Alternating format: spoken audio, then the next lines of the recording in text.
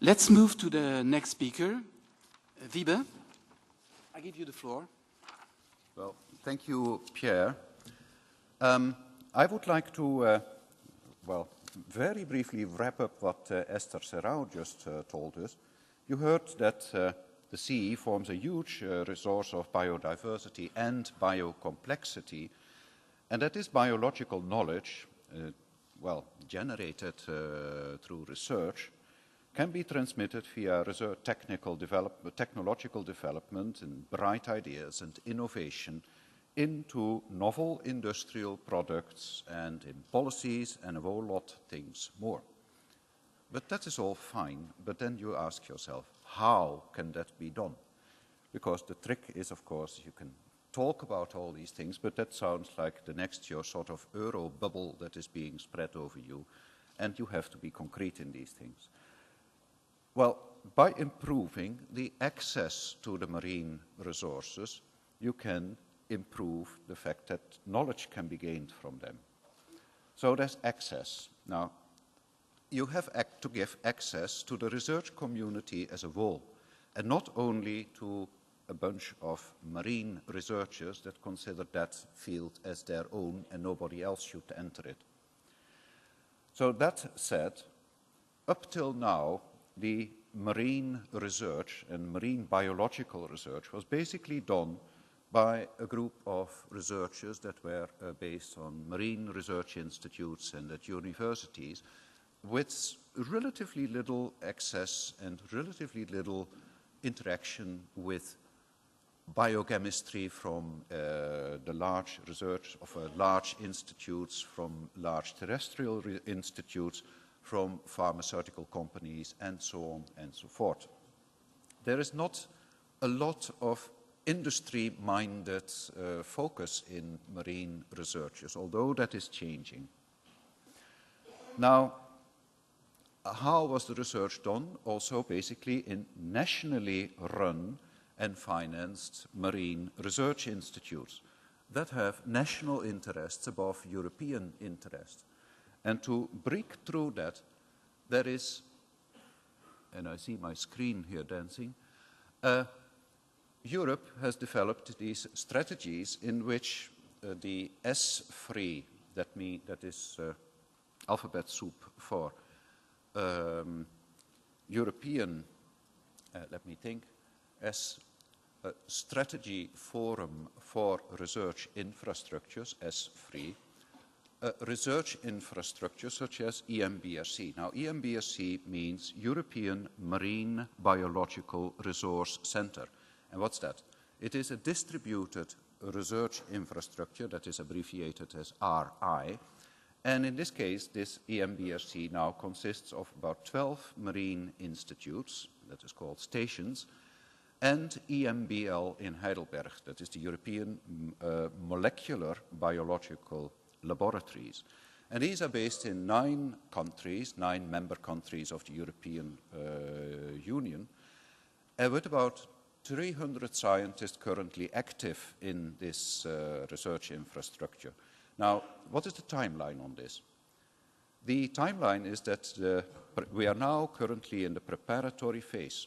And this preparatory phase runs from February 2011 to 2014. Then there is a construction phase of all this that is from 2014 to 2019. And then we will be in an operation phase from 2016 onwards. Well, that is partly overlapping with the construction. And you see here a series of dots on the map, and those reflect the current partners in the preparatory phase. But we have associated aspiring partners in Ireland, Israel, Russia, Lithuania, Turkey, the Netherlands, and I think I can continue on this because new interest is reaching us all the time. And we are not a closed group of friends among one another. We are open to other countries that want to join this. Now, what is this research infrastructure about? The mission of ppEMBRC is to establish a research infrastructure of coastal marine laboratories in the European research area with a single entry point to provide access to European coastal marine organisms, ecosystems, an integrated supply of marine model species for research, competitive access to state-of-the-art research services, interdisciplinary training in marine biological sciences and technologies, because you have to have the training on board to generate new generations of marine biologists. And, of course, outreach to all sorts of stakeholders and end users and the public. And then support, and this is very important, support to knowledge transfer from the scientific community into, in the end, promotion of new products and services. So, in short, EMBRC is about providing the state-of-the-art infrastructure, research infrastructure, and access to marine biological resources needed to enable the European scientific community, and not only the in-house scientific community, so at large, to carry out competitive research efficiently. And it will also foster exploration of the full economic potential of the seas in a sustainable way. Now, the sort of concretely planned EMBRC services to the European research and technological development community are research and training services, scuba, small coastal research vessels. We are not an oceanographic community because there are other communities that service that part. ROVs, remote underwater vehicles, and research submarines, and then model species that can be grown in the lab, and culture collections of those model species and the databases associated to those model species. And model species is an extremely broad idea, because anything that is in the research interest can become a model species. Then we talk about the aquaria and the experimental facilities to grow and study these organisms in. And the analytical platforms for high throughput sequencing, proteomics and bioinformatics, and animal-borne platforms, and all the sorts of instruments needed for the research. And then, of course, also the in-the-house scientists' background knowledge that is important to help visitors of the external researchers that come to us to do their research efficiently. And then there are hosting facilities to host these people in the time that they work at the stations. And then another aspect is the consultancy to policymakers and governments and industry and SMEs to allow that flow of knowledge from the marine stations and from the scientific community into the broader end-user community. Wiebe, nur 1 minute. 1 minute. Okay.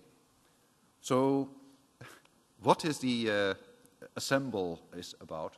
It is the proof of concept for EMBRC's workability. And Assemble is just to study the access to the infrastructures, and it has been highly successful. So there is an enormous demand for it. We are not working in isolation because there's a series of biological and medical research infrastructures that work alongside us and with which we have developed cooperations and interoperability not to duplicate the research efforts and not to duplicate the effort of providing this research infrastructure. So don't develop things that others already develop. Within Europe, we have confronted with the grand challenge. The euro is now a problem, but what is a bigger problem is that we have aging populations, a not very competitive industry with other parts of the world, and a lot of other problems, such as, for instance, biodiversity clashes, global warming, and so on.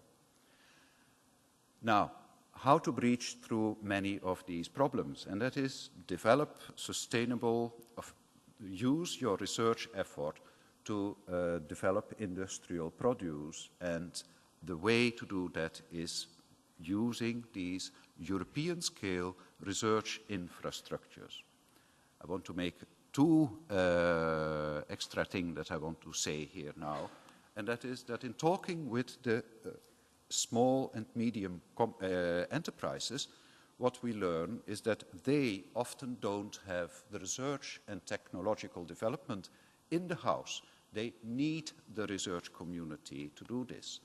So they are eager to get in contact with us to give them ideas. But this has to be structured in some way, and it is what Anne Kervella, the next speaker, is going to talk about.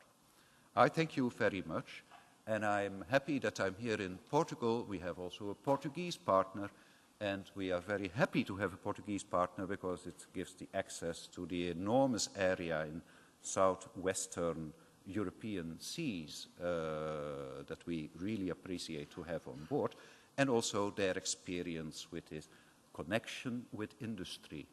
I thank you very much. Dank u wel.